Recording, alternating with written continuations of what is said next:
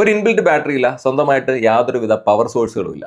പിന്നീട് എങ്ങനെയാണ് നമ്മളെ ഡെബിറ്റ് കാർഡിലേക്കും ക്രെഡിറ്റ് കാർഡിലേക്ക് ടാപ്പ് ആൻഡ് പേ, അതല്ലാന്നുണ്ടെങ്കിൽ കോൺടാക്ട്ലെസ് പേയ്മെന്റ് എങ്ങനെ നടക്കും എന്നുള്ളത് ആലോചിച്ചിട്ടുണ്ടോ നിങ്ങൾ? One of the safest payment മെത്തേഡായ ഇത് RFID ടെക്നോളജിയുടെ ഒരു വകഭേദമായ NFC നിയർ ഫീൽഡ് കമ്മ്യൂണിക്കേഷൻ വെച്ചിട്ടാണ് വർക്ക് ചെയ്യുന്നത്. ആ പ്രോസസ്സിൽ നമ്മളുടെ ഈ കാർഡും ഒരു POS മെഷീൻ, അതായത് നമുക്ക് സ്വൈപ്പ് ചെയ്യാൻ തരുന്ന അല്ലെങ്കിൽ ടാപ്പ് ചെയ്യാൻ തരുന്ന മെഷീനാണ് POS മെഷീൻ. ഇത് രണ്ടുമാണ് ഉള്ളത്. നമ്മൾ ഈ കാർഡ് ആ POS മെഷീന്റെ അടുത്തേക്ക് കൊണ്ടു ചെല്ലുമ്പോൾ, അതായത് 2 മുതൽ 4 സെന്റിമീറ്റർ വരെ അടുപ്പത്തിലേക്ക് കൊണ്ടു ചെല്ലുമ്പോഴത്തേക്ക് ഈ മെഷീനിൽ നിന്ന് എപ്പോഴും ഒരു ലോ ഫ്രീക്വൻസി ഇലക്ട്രോമാഗ്നറ്റിക് സിഗ്നൽ ഇങ്ങനെ പുറത്തു വിട്ടുകൊണ്ടിരിക്കും. നമ്മളുടെ ഈ കാർഡിനുള്ളിൽ ഒരു കോപ്പർ ആന്റിന ഉണ്ട്. ആ ആന്റിന ഈ ഇലക്ട്രോമാഗ്നറ്റിക് എനർജി ക്യാപ്ചർ ചെയ്തിട്ട് ആ എനർജിയാണ് ഈ ചിപ്പിനെ പവർ ചെയ്യുന്നത്. അങ്ങനെ നമ്മളെ ചിപ്പിന് പവർ കിട്ടി കഴിയുമ്പോഴത്തേക്ക് ആ POS മെഷീൻ നമ്മളെ കാർഡ് റെക്കഗ്നൈസ് ചെയ്യുകയും ശേഷം ഇത് രണ്ടും തമ്മിൽ ഒരു എൻക്രിപ്റ്റഡ് ആയിട്ടുള്ള കമ്മ്യൂണിക്കേഷൻ സെഷൻ സ്റ്റാർട്ട് ചെയ്യും. നോർമലി നമ്മൾ കാർഡ് സ്വൈപ്പ് ഒക്കെ ചെയ്യുമ്പോഴത്തേക്ക് നമ്മൾ കാർഡ് നമ്പറും എക്സ്പയറി ഡേറ്റും ഒക്കെ ട്രാൻസ്ഫർ ചെയ്യാറാണ് പതിവ്. പക്ഷേ ഇവിടെ നമ്മൾ ഓരോ തവണ ടാപ്പ് ചെയ്യുമ്പോഴത്തേക്കും ഒരു one type cryptographic code generate ആയിക്കൊണ്ടിരിക്കും. അത് ഡൈനാമിക്കും ആയിരിക്കും, അതായത് ഓരോ ടാപ്പിനും ഓരോ കോഡ് ജനറേറ്റ് ആയിക്കൊണ്ടിരിക്കും. ഈ കോഡിനകത്ത് എന്ന് പറയുന്നത് നമ്മൾ അക്കൗണ്ട് റെഫറൻസ്, നമ്മുടെ ട്രാൻസാക്ഷനുമായിട്ട് ബന്ധപ്പെട്ട ഡീറ്റെയിൽസ് ആയിരിക്കും. അടുത്ത സ്റ്റെപ്പാണ് ഓതറൈസേഷൻ. അതിൽ ഈ സ്വൈപ്പിംഗ് മെഷീൻ ഉണ്ടല്ലോ, അത് നമ്മൾ ഈ എൻക്രിപ്റ്റ് ചെയ്ത ക്രിപ്റ്റോ കോഡ് നമ്മുടെ ബാങ്കിലേക്ക് അയച്ചു കൊടുക്കും.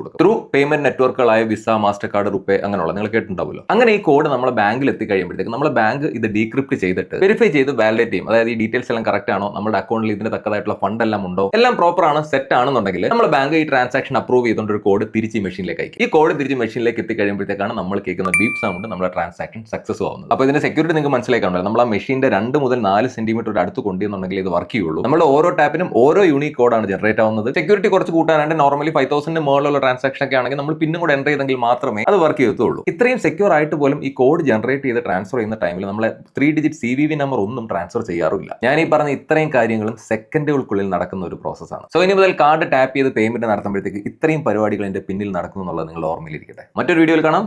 ബൈ.